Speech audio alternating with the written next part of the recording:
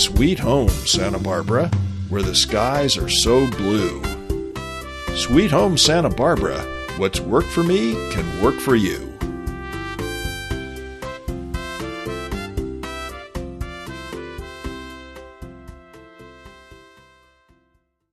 Welcome back, friends, to Sweet Home Santa Barbara. I'm your co-host, Jonathan Robinson. I'm with my friend and co-host and realtor, Scott Williams. Jonathan, we're back again with Victoria Lindstrom, our favorite stager in Santa Barbara. So this is a carry-on. This is conversation number 2 with Victoria. So welcome, Hi, everyone. Victoria. Found a lot of your questions really to the point and very interesting and helpful. You changed my ideas about staging, so thank you for that. Of course. You know, when you go through a house, what goes through your mind as you do your work? What are you kind of looking at? Well, one of the main things that we look at as a stage from a stager's point of view is how the person's going to walk through the house. As you know, when you sell a house, Scott, it's not just you and your client. Usually there might be a couple more people. So we want to make sure that the traffic can hold all these people so they can see each room. We want to make a room look big, light, bright, airy, and comfortable, and one that someone would want to live in. But we got to get the flow of traffic through every room as much as possible. Yeah, that makes sense to me too. I think of it as sort of like a track of how does people run on as they go through the house and getting that looking good. Is that what you think? Yeah, and we talk about this all the time, you and I, when we walk through a house. And we've even discussed, okay, what room are you going to start in? Oh, let's go through the front door and pretend I'm a buyer. What do we need to do to help sell this home?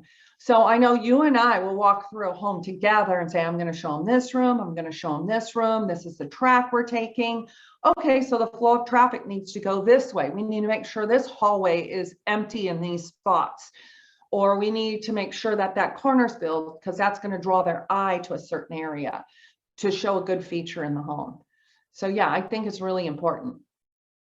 Yeah, for sure.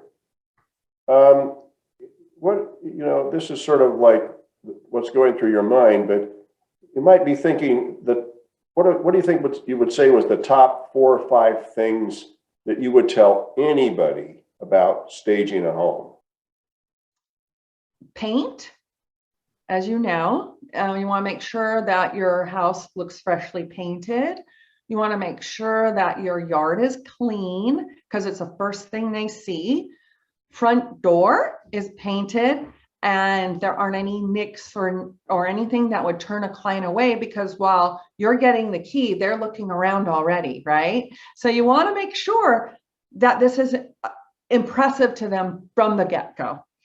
And then from there, you want to make it light, airy, and just so comfortable and welcoming that they just want to live there. I'm surprised that you mentioned so many things about the outside. Do you do consult or give them tips about that? Do you ever have them, put plants in certain places or any of that type of stuff?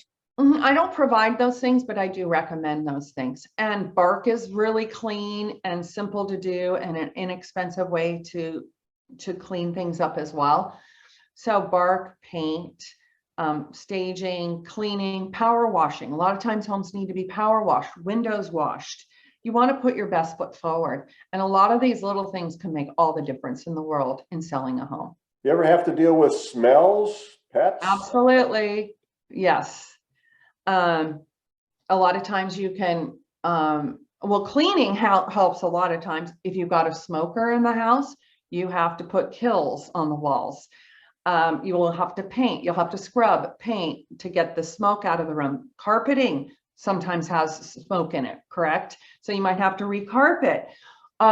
Smells are a big deal. A lot of times you can use diffusers, or I know this sounds silly, but sometimes just putting one of those toilet cleaners to have in the toilet can make a huge difference. So all those can help, or even putting a bar of soap in a drawer can help. So all those are little things that can help with the smell of a home and make it more refreshing. It's quite a science. I would imagine that you have to deal with a certain amount of psychology of the people who you're helping in terms of, you're bringing in furniture, you're moving things around. Do people resist this process? And how do you, if they do, how do you deal with that? 100%. It's probably the hardest part for me.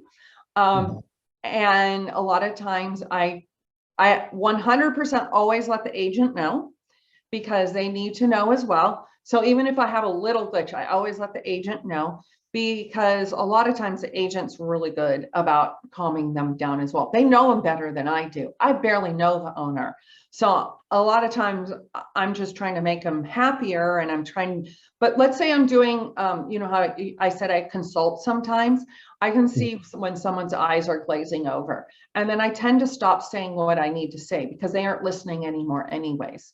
So I try and get the biggest things out first and get the smallest things out second, because there is a point when a lot of times the people's eyes glaze over and that's enough for them. So we want to get in that case, there's a line you can't cross.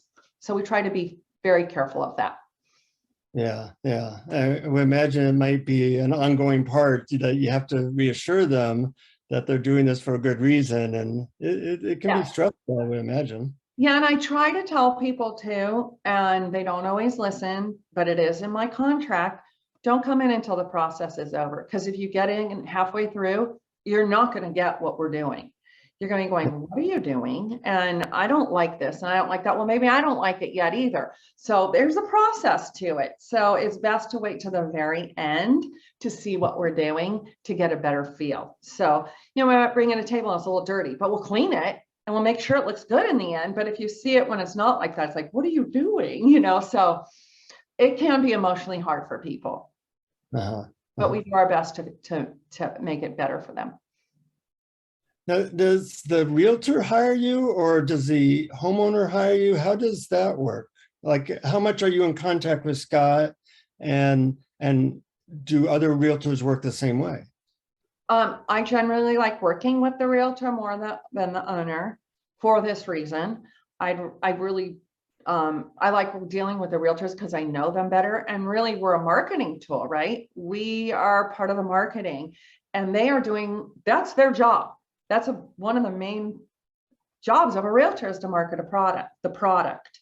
And to me, a house is the product as well as the realtor. It's a product, whereas the owner, it's their home.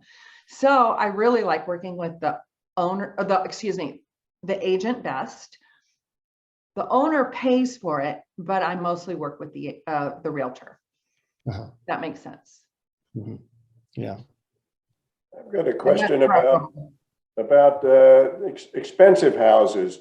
Can the house be too expensive to stage, or is there? No, I did a home that was $40 million. It was on the market for $40 million. And I had worked with these buyers numerous times, and we staged their home. And so it worked out great.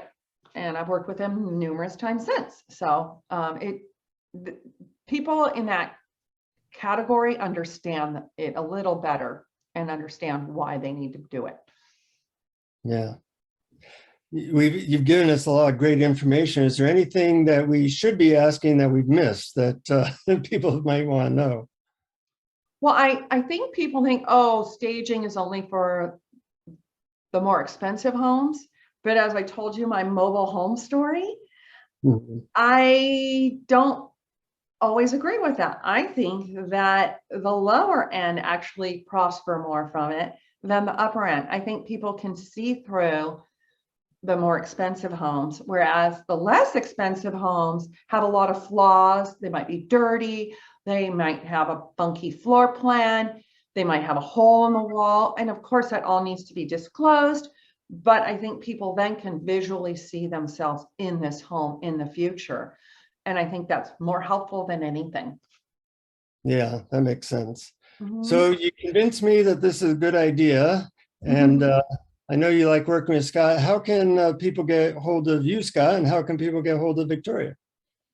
Well, the best way to get hold of me is through the email, scott@scottwilliams.com. And Victoria Lindstrom is the owner of Dramatic Choices, which is the name of her company here in Santa Barbara, and you can reach her there. Well, I learned a lot of good stuff, and I'm convinced.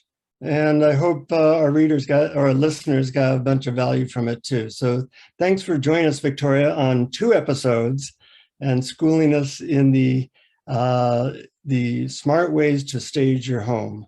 And for our listeners, we look forward to hearing from you again. Feel free to email Scott or Victoria if you have any questions. And thanks for listening to Sweet Home Santa Barbara. Thanks for having me. Have a great day. Thank you for listening. Please subscribe to our podcast on your favorite app. If you know someone preparing to sell their home, please tell them about the podcast. Visit scottwilliams.com to contact me and download the 2 free e-booklets, Is My House Saleable Now? And How Not to Buy a Money Pit. Thank you for listening.